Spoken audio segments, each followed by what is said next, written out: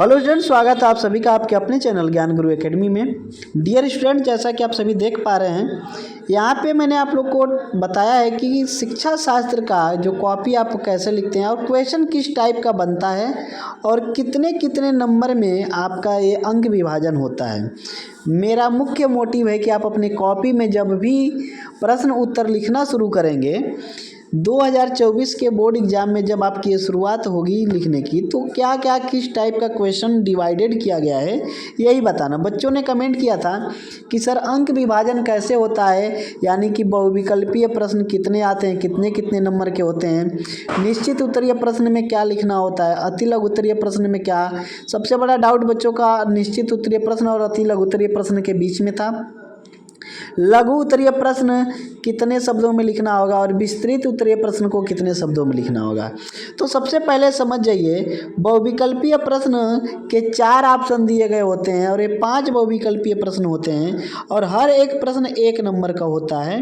तो इस तरीके से 5 नंबर आपको MCQ यानी बहुविकल्पीय प्रश्नों में मिल जाएगा। कॉपी में आप इसको मेंशन करना बिल्कुल नहीं भूलिएगा। यदि किसी का उत्तर आपको नहीं भी आ रहा है तो ज़रूर आप एक प्रोबेबिलिटी के आधार पे आप वो मार्क करके आएँ, क्योंकि यदि आपने उसको मार्क किया है, सही हो गया, तो आपको उसका पूरा नंबर मिल जाएगा। इस चीज़ का ध्यान दीजिएगा। निश्चित उत्तरीय प्रश्न का मतलब ये होता है कि एक ऐसा प्रश्न जिसका उत्तर केवल एक ही वाक्य में देना है, केवल एक वाक्य में देना है। ये 5 होते हैं और हर एक नंबर का होता है, तब 5 नंबर का ये होगा।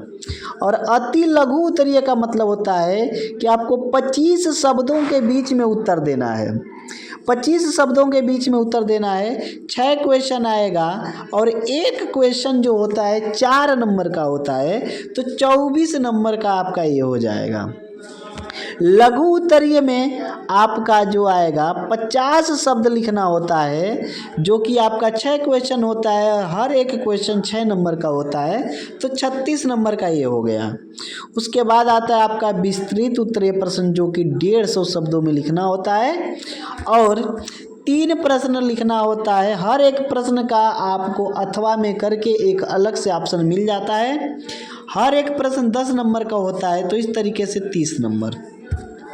तो आप ध्यान से इस चीज़ को समझ सकते हैं कि टोटल जो आपका अंक विभाजन होगा उसको आप अपनी कॉपी में देखिए, बहुत अच्छी तरीके से लिखने की कोशिश क्या करना है आपको इस चीज़ का ध्यान देना है कि अंक विभाजन जिस तरीके से हुआ है आपका काफ़ी एक अच्छे तरीके से किया गया है। देख सकते हैं आप यहाँ पे कि अंक विभाजन 5 तरीके से किया गया है और पाँचों जो क्रम है आपका बहुत बेहतरीन है।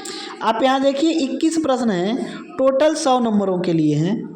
यहाँ पे आप चैप्टर वाइज पढ़ते जाइए और आराम से आपको पता है कि आपकी तैयारी जो है उसके आधार पे लिखना है। कॉपी में लिखते समय जो आपको बोर्ड की कॉपी मिलेगी, आप कोशिश कीजिए कि जो प्रश्न पहले आ रहा है आप उनको पहले कर लीजिए और उसके बाद जो क्वेश्चन नहीं आ रहा है उनके साथ आप ठीक है समय एक्सपेंड करके उसे लिखने की कोशिश कीजिए। तो चलिए, अंक विभाजन उम्मीद करता हूँ आपको समझ में आ गया होगा कि कितना प्रश्न आता है और कितने नंबर का आता है, पहले आपको कौन सा प्रश्न करना है और अंत में कौन सा प्रश्न करना है। सारा डाउट आपका क्लियर हो गया होगा।